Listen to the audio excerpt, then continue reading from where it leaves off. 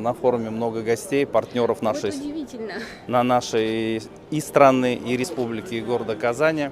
Очень важно находить новые пути взаимодействия, и мы видим, как активно идут переговоры с нашими партнерами.